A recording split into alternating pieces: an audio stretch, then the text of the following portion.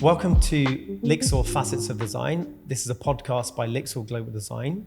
I'm your host, Paul Flowers. I'm the Chief Design and Brand Identity Officer of LIXIL Global Design. And I'm really excited today because I've been joined by a guest which many industrial designers will be very, very excited about. And that's my guest, Robert Brunner. Welcome, Robert. Thank you. Thank you. Thanks for joining us. Obviously, I'm sure lots of people have seen your work, and we're going to go through a number of questions today, and really do what we do on this podcast, which is to try to understand people's journeys. So their journey from how they initially were inspired or, let's say, gravitated towards the creative industries, and then take us through their education, and really just show that journey to young designers, that people don't know. So when they're under this pressure today to know exactly what they're doing and why, but to show them successful individuals that have really had different types of careers and different types of career paths. We're doing this podcast live from New York, our LIXIL Experience Center. And you're probably going to hear lots of noises and disruptions. We can hear sirens in the background. They're not coming for us. Sirens in the background, dogs barking, who knows? But that's all part of having a live podcast, and I think it keeps it authentic. So we are, as I say, in New York on 5th Avenue. This is at the LIXIL Water Experience Center, and this is also where we have one of our creative studios. We have 8 creative studios around the world, and our one in New York is really exciting because it gives us great cultural insights into the US market. Robert, my first question for you, I guess, is, talking about that journey, what attracted you to design? And if you could take us through what attracted you to design initially, or creativity, and then maybe a little bit into your education. Sure. It's an interesting journey, and you have this benefit as time goes by to be able to look back through this lens of history and think, oh yeah, that makes sense. But I like a lot of young people, especially when I grew up, didn't know about design, didn't know about industrial design in particular.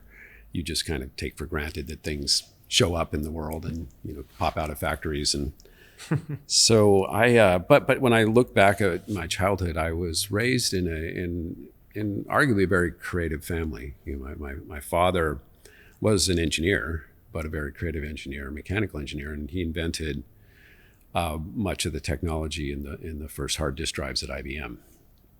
And literally there is, for whatever disk drives that are still made, there is a piece of my father in every one of them in terms of a particular problem he solved.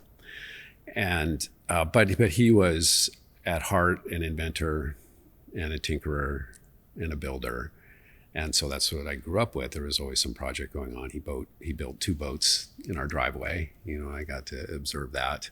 Always out in the garage, fooling around. I had this story but I had this bicycle pump that I bought for myself, one of those cylindrical ones, and it disappeared and I couldn't find it. And I go down the garage and it's like on the workbench that's been duct tape and drilled together with some wheels and motors to mimic a mechanism he was thinking about. And I was so pissed off at my dad, Where's my pump? But honestly, then I really understood what prototyping was, But my mother was she was when my father met her, she was a model, but she then, after she had her first child, she became, like many women at the time, homemaker, but she was always an artist and a craftsperson, and she was an entrepreneur. She was always selling something or doing something. Eventually started her own children's clothing business, and so that's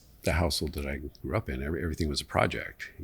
I often joke that every year our Christmas tree was a piece of performance art. It was different every year. I was like, why can't we just have like the strings of popcorn and stuff? No, it was that one year was all flocked white with pink ribbons and ornaments, and that was just what she did. And but it was very, very influential at the time. You don't realize it, and our house was, my mother was of Danish descent, my father German, and our house was stocked with mid-century teak furniture, and very warm and and lively, but just this sort of aesthetic that none of my friends, had in their homes. It was like, oh, well, we're just a little different. But that, and in retrospect, that just sort of, what it made me was a project junkie. Just everything was a project and about making things. And so I went to high school in California, and, when you get to the end of high school, you go see the guidance counselor, and he tells you what you should go do, your career, which is kind of messed up if you think about it. This man who really doesn't know you, he just looked at your transcripts and says, this is what you should do. And, he said, oh, you're good in science and math, and your father's an engineer. You should be an engineer. And so I thought, well, I'll do that. But, what he didn't really look at was I really excelled in anything creative, art classes, wood shop, metal shop. I had A's in all those classes and very well. And but I went to study engineering. I started out I thought civil engineering would be great because that's like designing bridges and things. And then someone told me all the money was in electrical engineering, which was true. But I switched and I just went through a year of engineering core classes and hated it and just didn't connect at all. And what I did was, it was toward the end of my second semester, I said, I'm going to follow something different. And maybe my mother's path. And I'd heard about this thing called graphic design and didn't really know what it was. I knew it was some form of commercial art that you could get paid to do art. And, so I went over to the art building, and, it's one of those life things. You walk through doorways, right? And you could have walked through another doorway, but you walked through a certain doorway, and I walked through this doorway, and there was this display of industrial design work, of sketches and renderings and models. And I just stood there and just like, I don't know how long, it might have been 5 minutes, it might have been half an hour, I don't know. I just enthralled and just said, this is it, because it's all the things I'd been doing. I was the youngest of three, and my siblings were off and my parents were both busy. So I spent a lot of time alone building bikes, building models of cars. I started drawing and painting like my mother, doing all this stuff. And then I looked and said, here it all is, right in front of me. Do this in one course. And it's the stuff I love. And went over to the art department, to the administration building, and changed my major and, pissed my father off. He told me that industrial designers just were in charge of the racing stripes, and that they specified the paint and it usually peeled off. And so he was not happy. He enjoyed helping me with my calculus homework. But years later, after I got out of school, one of the first products I worked on went into the Museum of Modern Art in New York. And he and my mom literally went on a visit to see it. And I think he finally said to me, all right, you made it. This could work. You made this decision. So, yeah. So that was my history, and that's how I stumbled on.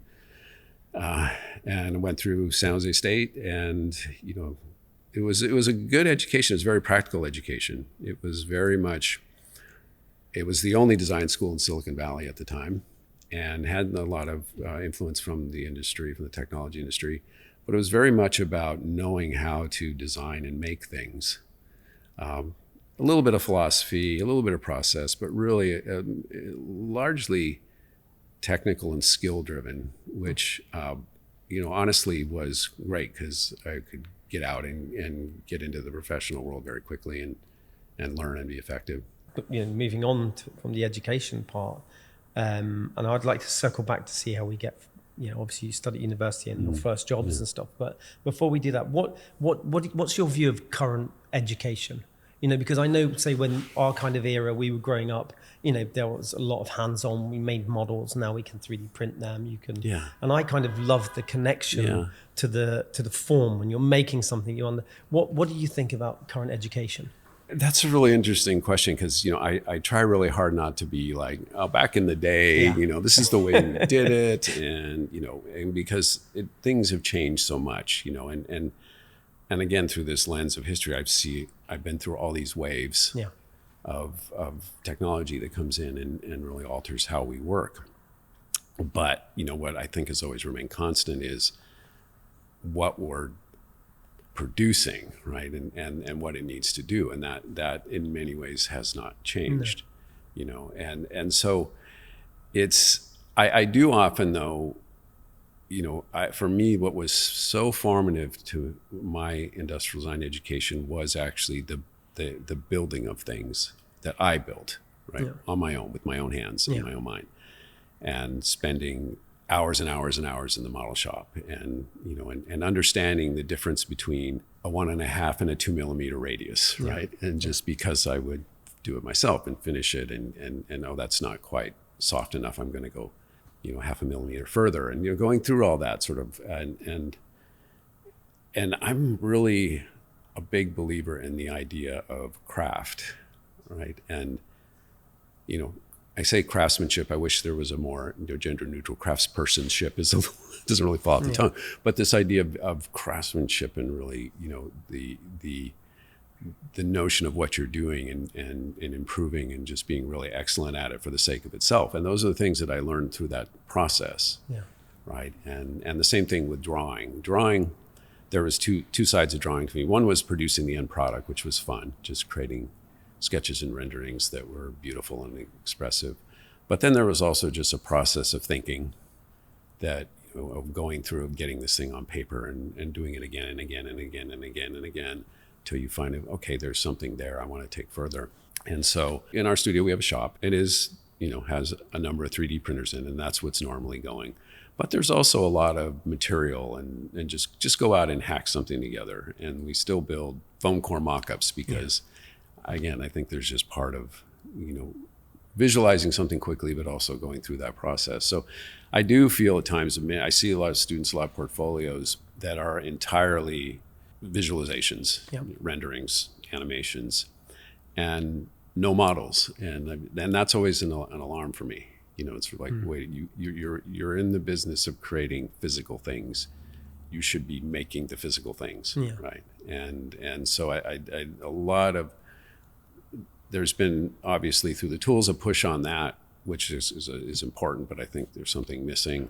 Also, there's been at times when I've seen the emphasis on process become a thing of its own, right? Yeah.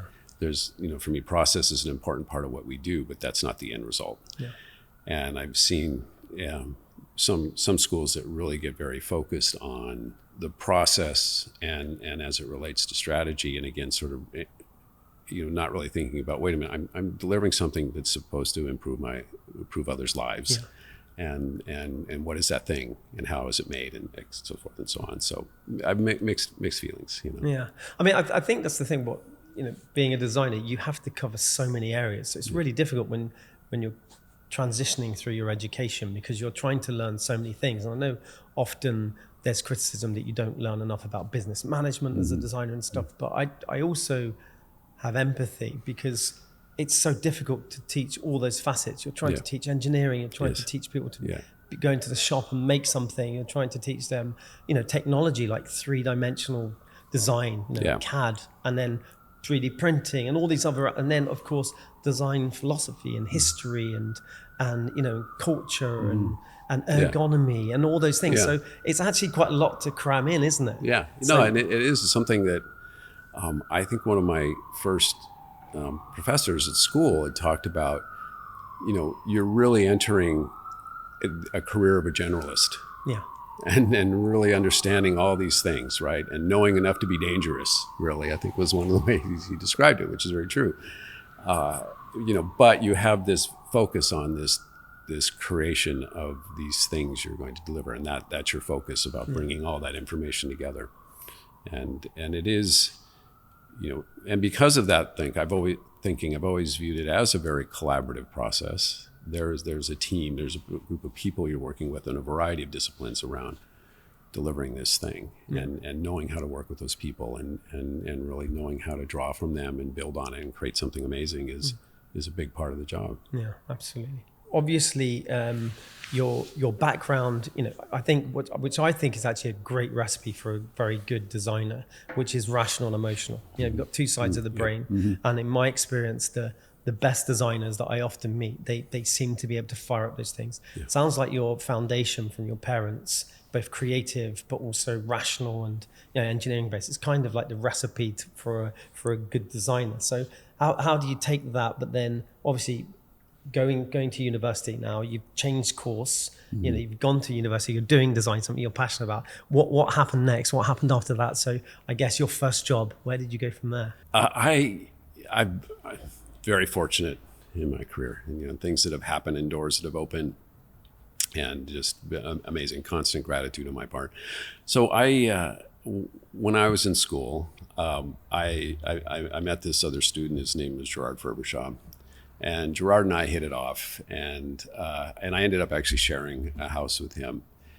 And he had actually was older than me. He'd already had a degree in architecture, and he had actually gone to architecture school because he wanted to revolutionize industrialized housing, right? Okay, wow. And Wow.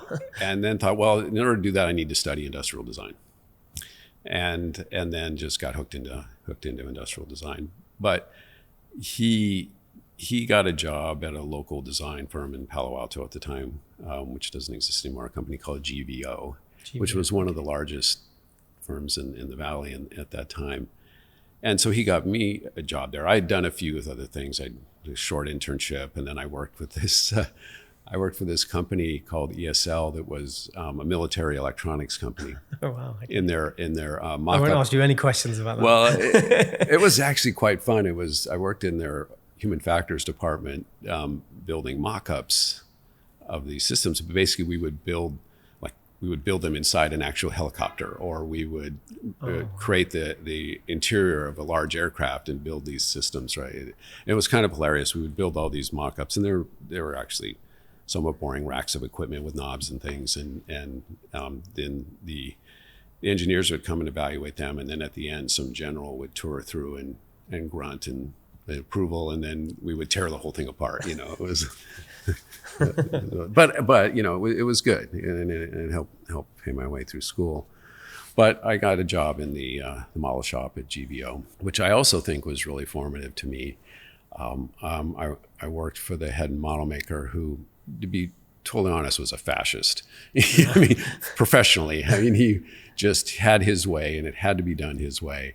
And really, through trial and error and being yelled at a lot, I developed some discipline about precision and care. And again, it was sort of this extension of this idea of craft, and just, okay, to do these things and do them well, I have to really think it through and plan it out. But, that wasn't my goal. It was not to be a model maker.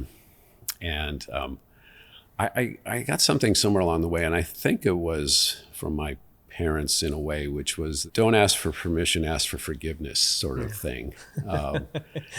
And so I saw this project that was being worked on there, which was an engineering project. GVO was sort of an engineering-driven design company, which this sole mechanical engineer was working on. It was actually a weird thing. It was a hormone implanter for cattle, for Syntex agribusiness. And I befriended him and just said, this thing needs design thought, right? It's not just a mechanism. It's something that people hold and use all the time. And so I just started working on it without asking, and helped this guy. And all of a sudden, the manager realized, wait a minute, this thing has been designed. How did that happen?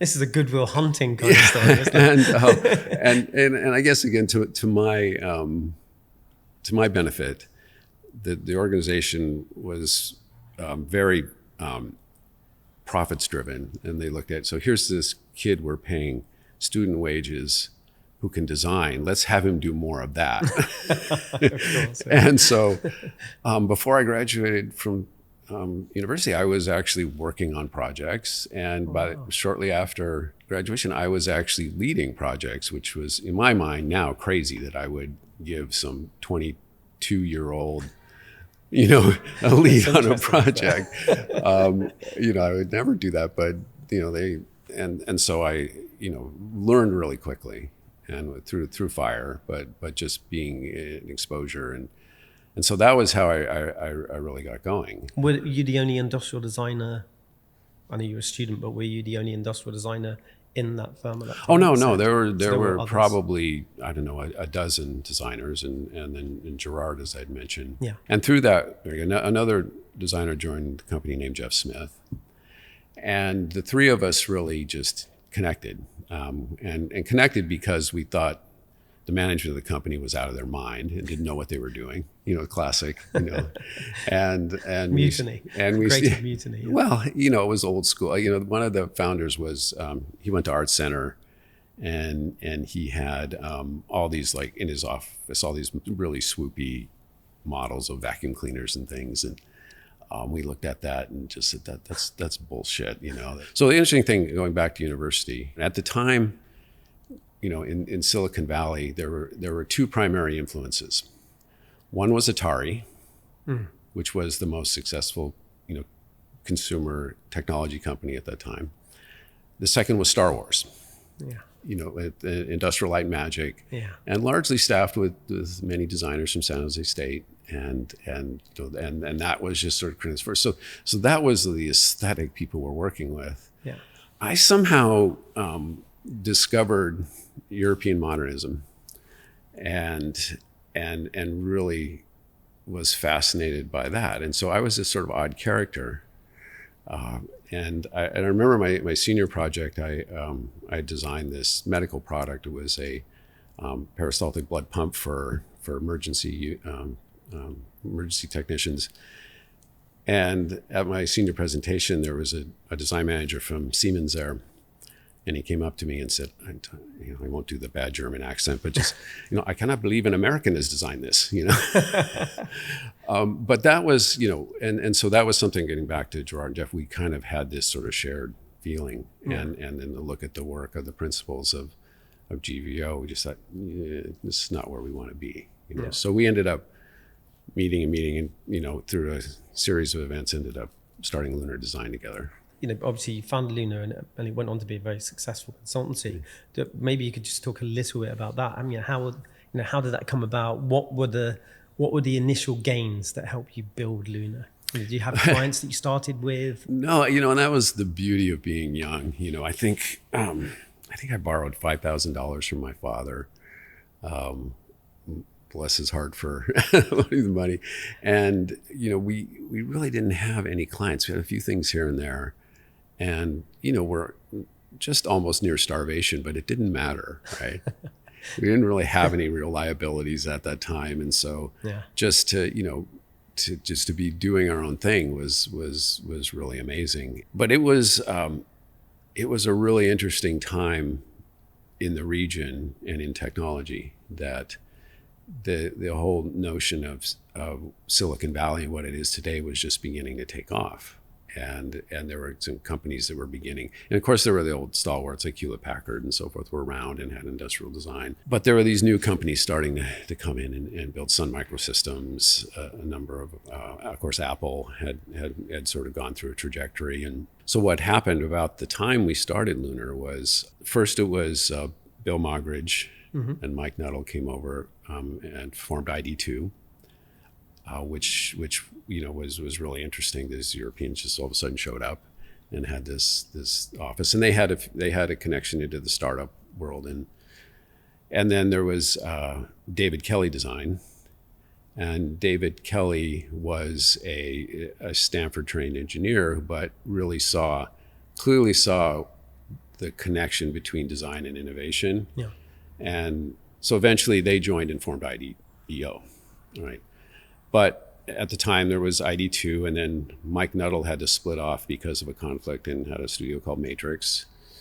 Then there was what happened which was legendary, where Steve Jobs brought in Hartmut Esslinger to drive Apple's design program, and Frog opened up a studio a little bit south of where we were. Yeah. And so all this was happening. Because Frog was doing all of the Apple work. I was doing all the Apple work and really sort of just reimagining what Apple could be. Yeah. And which we would get glimpses of and hear stories about. And then we visited Frog's studio. And what was really interesting about that time, looking back, it was very collegial.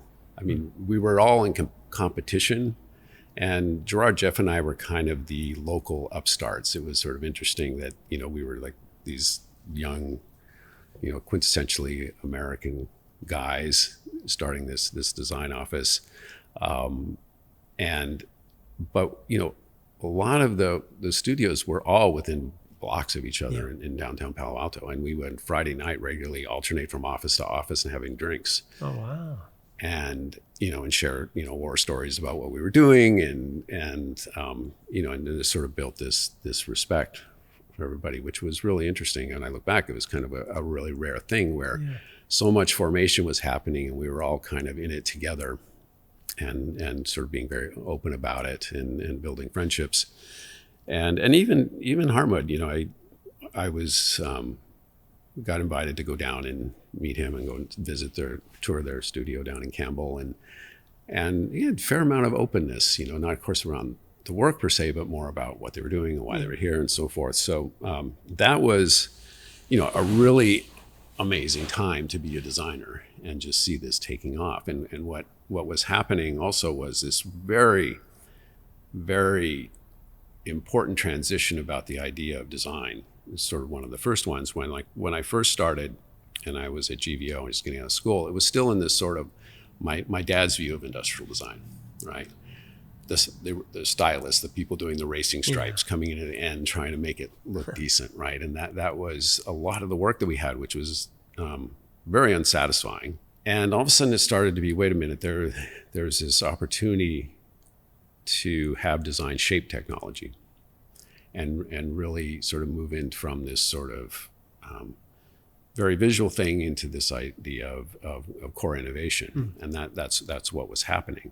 And what was with these European groups coming in really helped foster. Yeah. And so that was really, really amazing to be part of that. I know you were creative director at Apple. Was that directly after Lunar, or was that? That was during Lunar.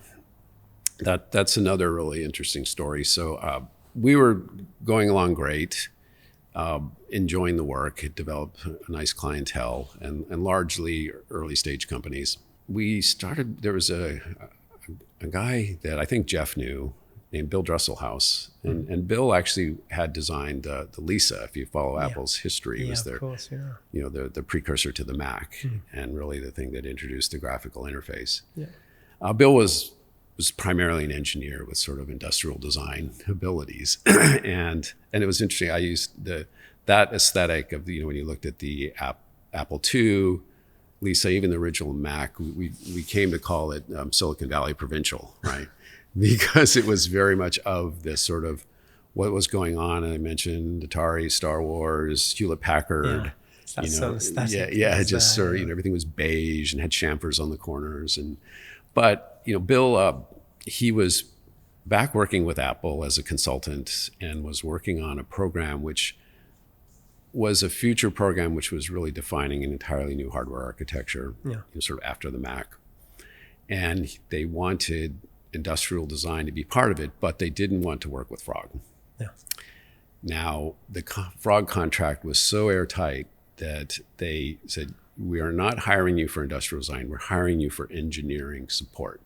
You understand that?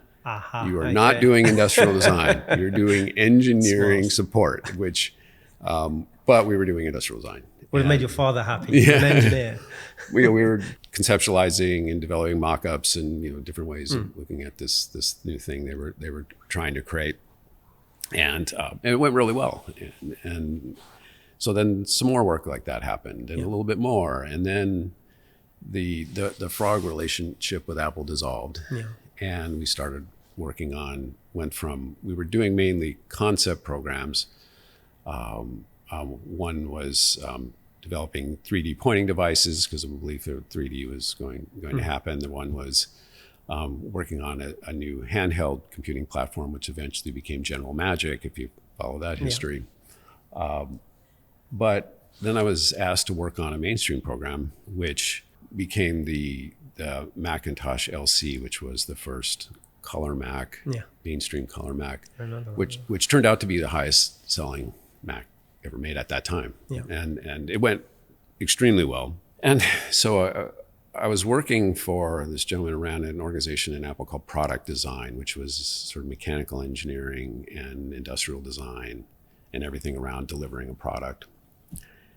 And all of a sudden I get this call from my headhunter working for him saying, we want a new leader for the department and we think you'd be interesting. And so I said, well, that's flattering. And I went down and talked to a few people.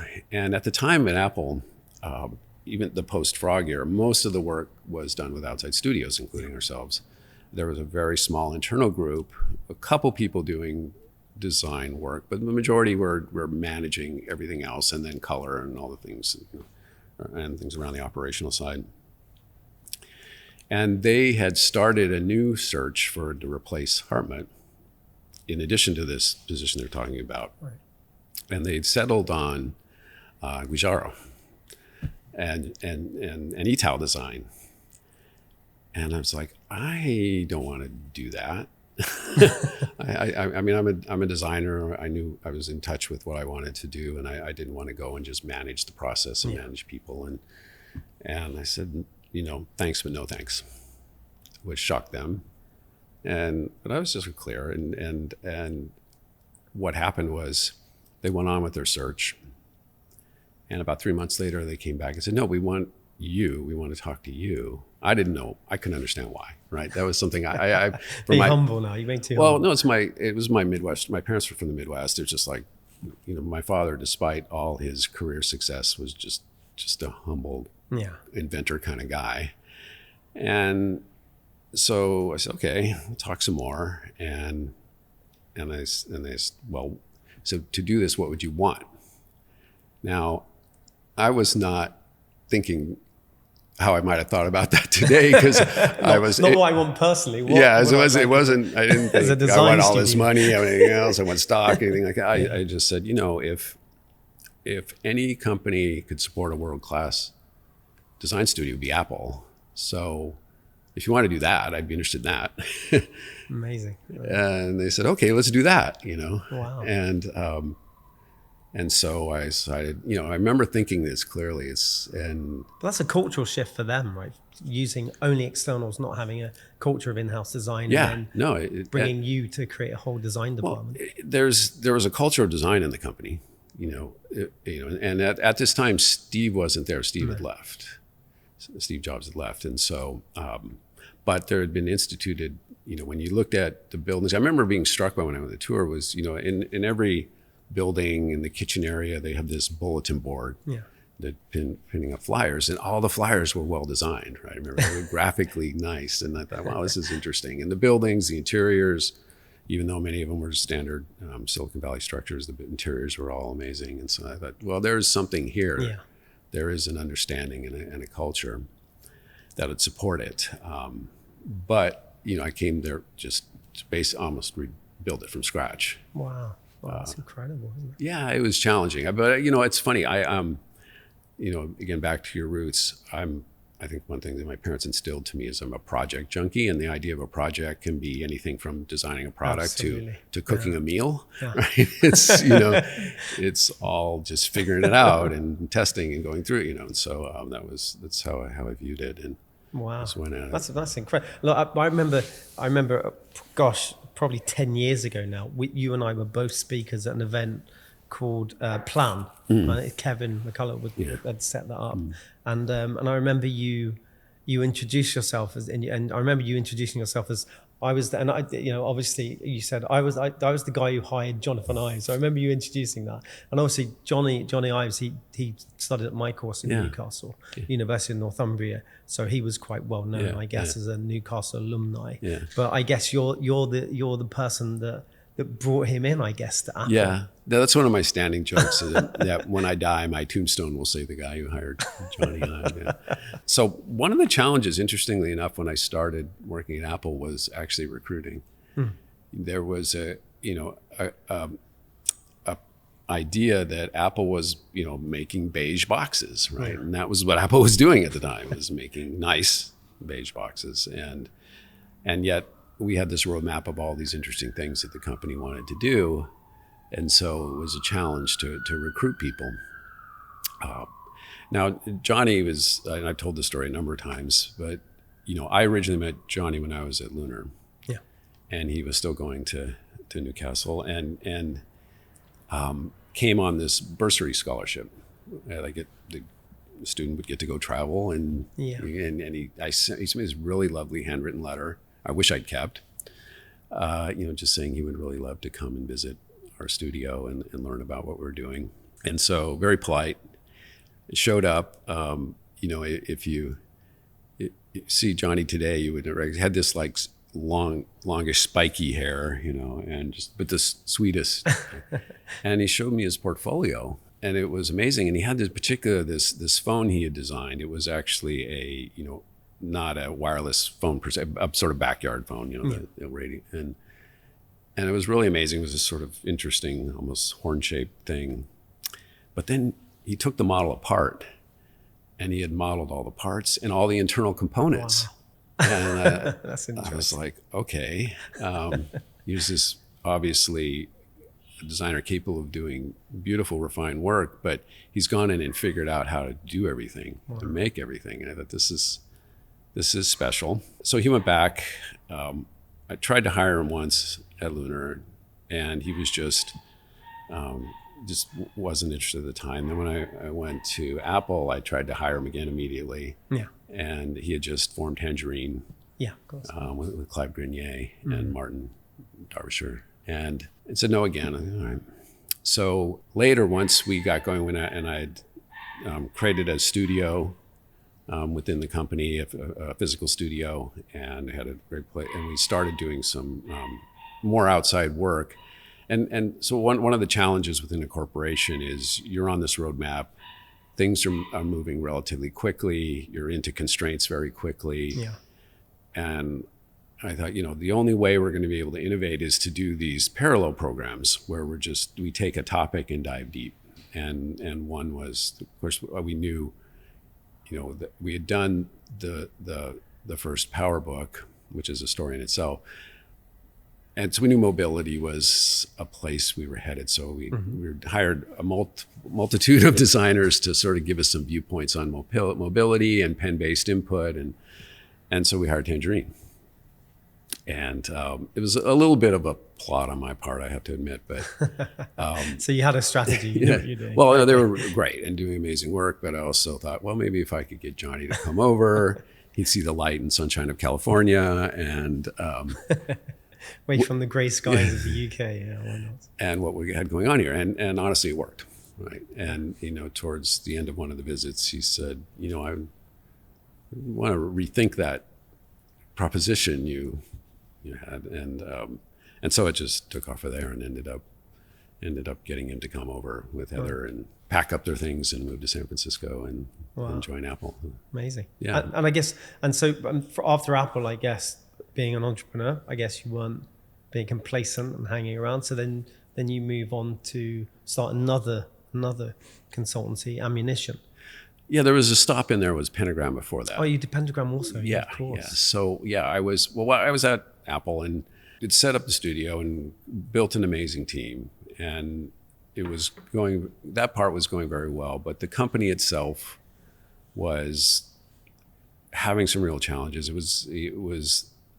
In many ways, they were fighting an entire industry, right? In terms of the Microsoft and Windows and Intel and their hardware. And so they had all these companies working off those platforms, and then there was Apple, right? Trying to do its thing and wave the flag of human interaction and design. And so the company was under a huge challenge. And my job, what happens when you're in a corporation and you do well is you get handed more responsibility. Yeah. And pretty soon you find yourself in 8-hour meetings, 3 to 4 days a week. Yeah. And just like, oh, this is not fun. And I feel like I'm atrophying and not what I want to do. So I thought, well, I'm going to go start another design office. And honestly, at that point, okay, well, I'm going to have to go find a space and rent a color copier and do all this stuff. So I got invited to a luncheon at the Museum of Modern Art in San Francisco, and I was sitting next to Kit Heinrichs, who was a partner at Pentagram, and he said this same kind of thing did with Johnny. He was like, "Hey, we're looking for an industrial design partner. You know anybody?" And so I became a partner in Pentagram, which was a great experience. I was there for 10 years. Amazing group of people, obviously, learned so much, lifelong friends. But, after a while, I just began to feel like it wasn't quite the right place to do what I wanted to do. Yeah. And I saw what was happening in Silicon Valley and largely in technology in general, largely driven somewhat by Apple and the work that Johnny and his team were doing, where industrial design had shifted from, originally it was racing stripes. Then there was this period where it was all about design language, sort of physical identity. Then there's a period where, okay, it's all about innovation. And that had sort of added up to, wait a minute, it should be a core competency that every company should know how to do. And I realized I wasn't in the right position to do that. And so, and through my experience at Apple and Pentagram, I'd really come to believe that a multidisciplinary approach to creating products was really important. Not just the individual industrial designer, but working with a variety of disciplines around crafting this, not just this thing, but this experience. Yeah. And so I thought, well, I'm going to create a studio that really has product at the center, but in a very multidisciplinary approach to creating these things, and really about delivering something incredible. That was what it was about. The other thread, which became important, was I also had this epiphany about the design business that we actually were giving away our work very cheaply. Yeah. No, it's you're a creative professional and you just want to get a good project and have a good portfolio piece, and if you make enough money to pay yourself and your team, you're happy. Yeah. And then you see this thing you created go out in the world and create hundreds of millions, sometimes billions of dollars of value, and you're like, wait a minute. I'm actually, and I have friends who are software engineers would write some code and retire. Yeah. And so it seems unfair. Yeah. So that was also part of it, to start to look at different ways we could do business to recast what we were doing. And where did the name Ammunition? Where did that actually come from? I thought when I was reading. It's there's a lot. I've had a lot of interesting emails over the years. I have a belief in the naming school of thought. That something provocative if you can define its meaning, a provocative word can really serve you. Yeah. Right. Yeah. And I was playing with words, and I had this. This is totally date me, that it was always an advantage to have a name that began with the letter A, because you ended up at the front of the line. Telephone book. Of course. And many people would consider that now. What is a phone book? What are the yellow pages? I've never. And I had this notion. One of the names I was thinking about was ammunition, and it was not really from a munitions point of view, but more about ammunition for life, ammunition for business. And at the time when I had been working with a company in Italy, we had started this company called Fuego, which was doing sort of modern design outdoor grills. And Alex Cial, the guy who was my partner in the business, had a high-end range hood business, and they were all being manufactured in northern Italy in Padua. So started working with one of the factories there to prototype this grill. And the guy in charge of the business, who's no longer with us, an amazing man named Vittorino Lazzaro, like larger than life, huge man, drove around a convertible Ferrari everywhere, it was just. And I was telling him about, I just going to start Ammunition, about names, and I said, I'm thinking about this name Ammunition, and he said, oh, ammunition is like beautiful lights in the sky. Oh, wow. I thought, okay. That's the name. That's the name, right? And so that's how that came about. Oh, amazing. During your time, obviously I'm going to move on because you've been involved. Pentagram, of course, prolific consultancy, especially in that period, really was. And very influential. If you look, lots of products and things that changed often come from probably 7 or 8 of those kind of prolific design agencies.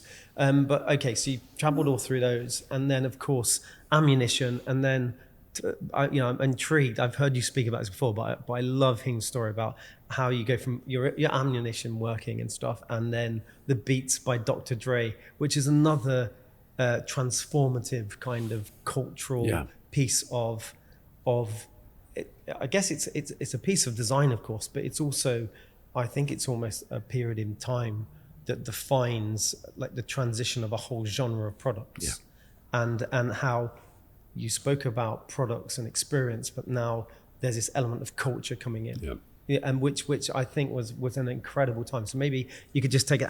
Ammunition, Beats by Dr. Dre. You've done Apple. How do you transition into that? Well, I actually started working on Beats when I was still at Pentagram, and it was one of those things where, so I was approached by this individual, sort of third party, who had this notion of creating products with high level music industry artists and leaders, and had some connections. And somehow he had heard that Dr. Dre and Jimmy Iovine were interested in creating some audio products, and had managed to set up a meeting at IGA, Interscope F and A&M, where Jimmy was the head, and invited me to go. And, of course I knew who Dr. Dre was, and I knew a little bit about Jimmy. Okay, this sounds fun and interesting, right? So go down to this meeting, and it was just a crazy experience. I've never had anything like it. And they were introduced or interested in developing headphones. Jimmy had this great experience doing them. Remember the U2 iPod with Apple and Steve, and really sort of began to see that this understood where music was going and how it would be delivered and how people would experience it. And it would be moving away from those big speakers in your living room to these things you wore on your head. And so that's what Jimmy saw. And Jimmy was brilliant, absolutely brilliant. Challenging person to work with, but brilliant. And he could see that, for his audience, a younger audience, there was no high performance audio brand, didn't exist. And Dre had this very authentic. Dre was a consummate producer, an artist, and a perfectionist. You remember in the first meeting, he made this statement, which we ended up putting on the box for a while, which is, people aren't hearing my music. And what he meant was that, he would spend sometimes a year crafting a single song, and it would go out, and what he said, it'll go out and people listen to it on those crappy white earbuds. Just always an ironic statement. That's ironic. Yeah. And he wanted to change that. And they said, look, between Jimmy and Dre, we produce more hip hop, rock, this genre, than everybody else in the world. We know how it's supposed to sound. And so we want to make products that sound the way it's supposed to.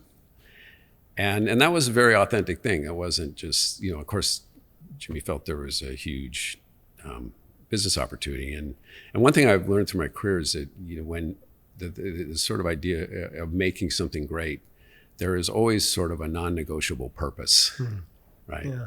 And it sits above money. Yeah. And that was it. It was like, we want to change the way people listen to our music.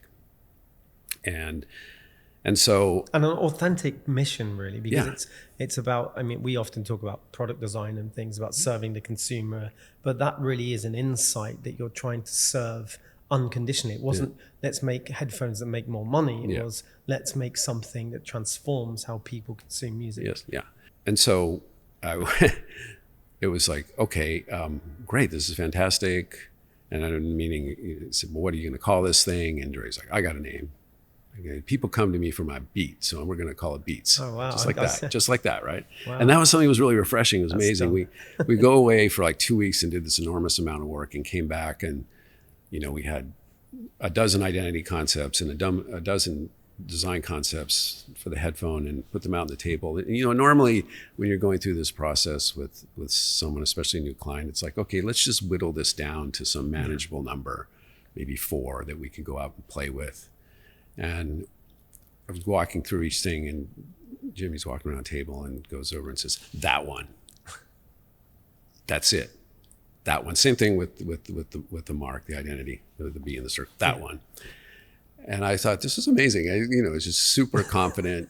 Just like, this is entirely my intuition. This is what we got to do. And so that's did you agree with that? Because obviously, often when you're presenting your work, if you're presenting 3 or 4 concepts, there's often one that you kind of feel more emotional attachment with. No, it was it, and he was right. And I began, and actually I understood why he was right, because, and I'm talking about culture, what Jimmy understood is that the design had to be iconic, and iconic is a word that gets tossed around a lot, but really, if you think about an icon, it's a representation for something, and it's something that can be distilled down in a way that you could see it from, a distance away and pull that meaning in, and that was exactly what he believed, because what he was going to do was put this. He was really, was make the headphone the star. In the same way that he did this with artists, he was going to make the headphone the star and put it in every video coming out of Universal Music that he could. Wow. Sometimes just in the background, sometimes as a key player. He used to carry this bag full of a couple of headphones and everyone that was somebody that he hung out with, he'd take pictures of them wearing it, and just began to just build this sort of very real-time cultural momentum. That's incredible. I mean, these things don't happen by chance, right? They take that level of detail and passion, and there's always somebody behind that's built this thing over a period of time with passion. And I guess that's my favorite Jimmy quote, and there's a lot of them, but was when we were at the Consumer Electronics Show in Las Vegas, and we were just launching the product. And we were up in his suite, and I said, Jimmy, by the way, what is our marketing strategy here? How are we going to do this? And he looked at me and said, Robert, our marketing strategy is a lot of people owe me a lot of favors. That's genius. Yeah. If you're well connected, I guess. Yeah, exactly. So, so it was an amazing ride that, and the development of the first product was crazy, and it was really, because they had never done anything like that before, and didn't really understand this notion that, or almost rule that as time went on in the development of something, changes become more painful. Yeah. And they were used to the idea, we're going to release the song tomorrow, let's go out in the studio and play with the knobs a little bit more. And so it took a long time, and so working through that processing and really getting them to understand what product development was and how that worked and how you delivered something. But we eventually launched the product, and it kind of for a couple quarters just sort of sold okay. And then as this sort of swell of cultural understanding began to take momentum, it just shot through the roof. Wow. And it, and in many ways, it redefined that business. Well, I read somewhere, that would be great if you could verify this, but I read somewhere that it completely transformed, let's say, the funnel of let's say, premium headphones. Yeah. Because they were such a tiny piece of the market space.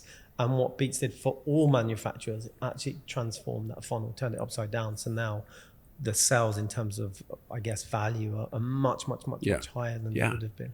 Well, I remember before we launched it, there had been some meetings with Best Buy and others, and they said, you're going to sell a $299 headphone to a younger audience. Never work. Yeah. Never work. You're crazy. But what we understood is that younger people were paying that much for a certain pair of Nikes, right? They understood when they saw that value. And I mean, my big contribution to that was that when we started and I looked at headphone design, it was largely driven from function, from a functional point of view, and which makes total sense. These are one of the more difficult things to design because you have so many things of course, ergonomics, comfort, adjustability, reliability, acoustics. But that would sort of drive this aesthetic, which is highly mechanical, which would sort of been known as the headphone. And the thing that I think I realized in my team was like, well, these are wearing this on your body, and the head is one of the more sensitive places to put something, right? Yeah. And so what if you designed it from a different perspective, from what would look good on the head? And based on my core design beliefs, of simplifying and purity, I remember I had this, printed out this headphone, something, it was Panasonic or something. It was very complicated. And I drew the single line that went from ear to ear. And I thought, wouldn't that be great if all this stuff was just combined into a single element? And that's what the design became, with this sort of very iconic shape. But then, of course, the process to develop and engineer and make that do all those things that it's supposed to do was very challenging. But that was really, it was like, okay, this is going to be worn on the body. It should be iconic. It should feel good. It should be something when that kid steps out of his little apartment and puts those things around his neck or on his head, he feels transformed. Yeah. And that was really the idea around it. It's almost like a warrior when you put those things on, aren't they? They're cultural colors, I guess. Yeah, exactly. It's tribal, isn't it? I guess that's the word, tribal. Yeah, no, very much so. Very much so. Amazing. So, okay, I know we can go on forever and ever and keep track, and we will later for sure. But obviously, you've worked with Nike, you've worked with Apple, you've worked with Beats by Dr. Dre, you've worked with lots and lots of big manufacturers and stuff. And technology has often played a part. And I know, and we've discussed this before, but I know, same as me, it's, technology is amazing, but it has to serve the humanity. That's what we're in it for, I think, as designers. But what's the most interesting, or what type of technology are you really excited about at the moment? In terms of as it relates to products? Yeah, let's just say not AI. I've talked a lot on the podcast about artificial intelligence, love it, hate it, but mainly like new technologies coming through in general. Well, it's something we've been working with for a while that continues to become more interesting is purely the idea of sensing. Yeah. And that the ability for a product which you're using to really understand what's going on around it, what's going on with you. Sometimes that's physiological, sometimes that's environmental, sometimes, even getting to the point emotional. So being able to have that capability of having the things around you ultimately become very, very personal. Yeah. And really very connected to your life, starting with the Nest thermostat into all kinds of things, which were very powerful. This is like that, but 10x, right? So that sort of ability to sense and understand and adjust, which is really, really exciting and interesting. Yeah, I know. You. Obviously, I've seen the nightlight sensors that you did, which was fascinating. And myself with Nest, I was obsessed with Nest because I remember when I first installed it at my house in London. One of the things that I loved the most was the interface, that it had these levels of sensing, so that when you walked past it at night, it became a clock. And that was a subtle night light, which I loved. It illuminated the area slightly at night. But then as you got closer, it went to the second level of interface. Then it came up because it knew you were getting closer. You're going to those kind of, perceptive technologies. And when they're created and they really talk to you in a human way, I just think they're seamless and beautiful. Yeah. So that is the sort of area. Do you think we'll ever move away from screens? Yes. There's a lot. Because that's a really good thing as parents. As anybody, me too. It'd be great to think we're going to move away from. Although screens, I think it's very risky, because a lot of the things that are happening can potentially be more pervasive than screens, right? And so, in terms of being presented information all the time, and we're working on some things that involve communication without speech, and so. And you combine that with having, if you had ChatGPT in your head all the time, I have this big fear about just, this constant outsourcing of our ability to think, and it's really tempting. It's really tempting when, I got to get through something quickly and I don't have time to really sit down, so I'm just going to ask Chat what, and. I think, especially for young people, that could be, and I realize it's already occurring, where the ability to think critically and creatively is being diminished. And so if you start to have these interfaces, yes, you're not staring at your screen all the time, but you're outsourcing your brain. it's really interesting when you think about that concept of kind of numbing ourselves. But if you think of education, I've spoken a lot about this on the podcast, but education's about knowledge retention. So it's about your memory. Yes. Basically, you've taught some stuff. On the day of an exam, can I remember that? If I can, you get a good grade. And, and with all these devices now, you don't have to have a vast memory, but I think there's a huge opportunity for creatives. And I often talk about this, and I don't just mean designers, but creative thinkers, problem solvers, because it will be more and more about knowledge application than it will about retention. And I think if those devices can be developed to just back us up in terms of that retention, it holds the knowledge for us, but it's still applied through us as humans, for humans. That's powerful. No, it is, I think. And, while obviously the AI tools are having an effect on how we work as designers, there is this sort of belief in a lot of circles that eventually the creative process will be entirely outsourced, and I don't think that's going to happen, because design is really a very human pursuit, and it involves experiences, it involves emotions, it involves trauma, it involves all these things that you've gone through to create this sort of viewpoint, and what AI can't have is a viewpoint. And I think that's, while our roles are transitioning more towards producer, director, and editor, but the role is still there to define and craft these uniquely human things. And as we evolve, I guess, and our needs evolve, I think there's that human shadowing of those aspects that is necessary. Right. Okay. We have a tradition on the Facets of Design podcast. We ask 3 simple questions, and then it's just interesting at the end just to compare the different, let's say, answers from the different guests that we've had on the show. So here's the first one. What does good design mean to you? What is its role on a societal level? And how does it impact the everyday experience of the user? So what does good design mean to you? What's its role in the societal level? You see, I'll talk a little bit about there's good design and there's great design. Right? So Actually, but our last guest, Deborah, she made this point about, I'd say good design. Let's just move straight to great design. Well, there's an important, hierarchy or distinction there, because I'm actually writing a book about this. And, I've done enormous amount of projects, and I can honestly say all of them turn out good, but a small percentage turn out great, and sort of why. But good design is effective. It's functional. It does what it's supposed to. It's beautiful. It's attainable. It's all these things that create something that's good, right? And you can have an opinion what good is around how something looks, but I have a certain belief of foundations of beauty and simplicity and longevity and so forth. So that's all important. What great design is something that becomes transformative. It literally changes lives, changes culture, changes businesses. And the things that take you to get there, well, the good design requires talent and an understanding of process and tools and funding and all these things. You need to be able to achieve that.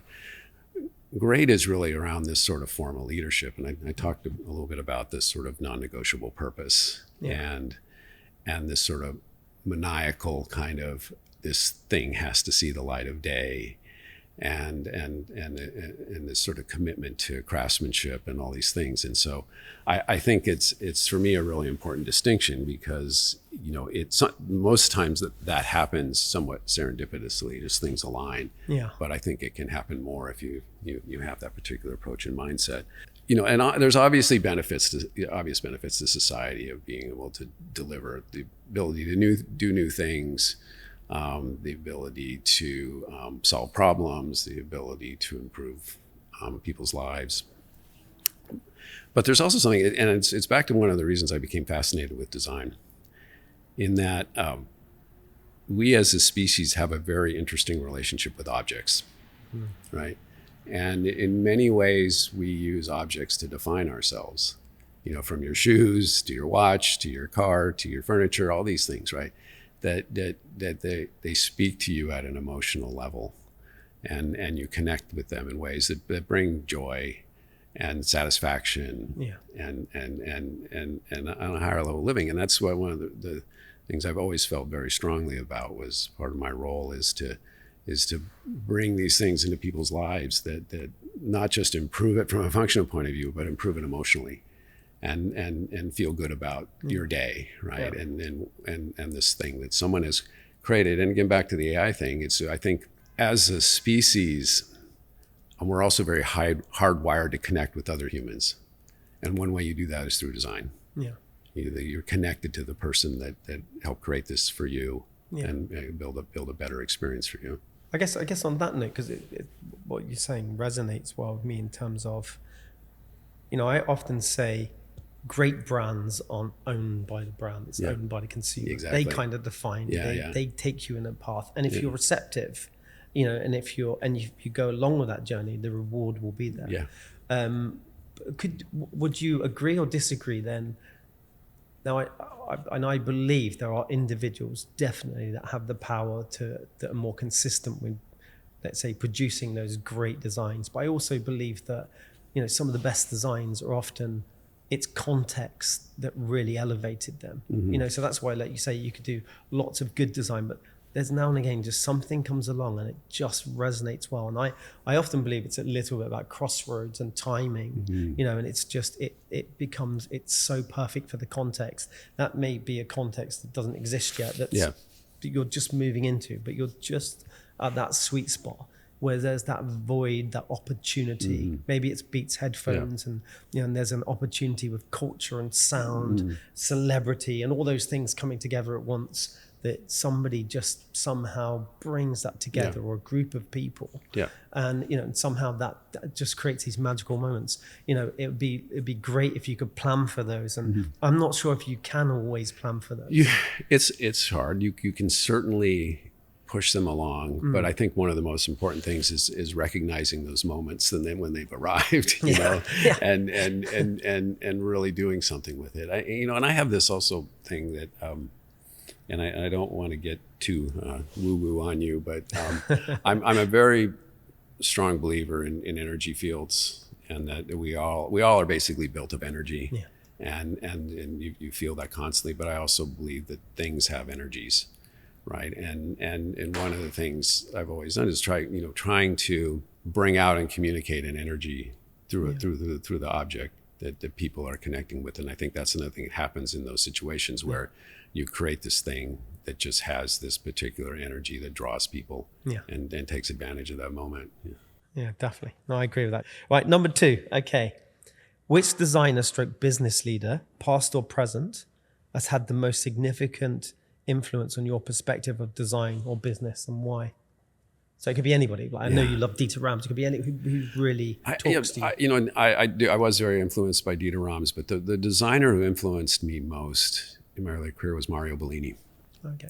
And he had done this series of products for Olivetti in the late 70s, which really were the foundation of technology design when you go back and look at them.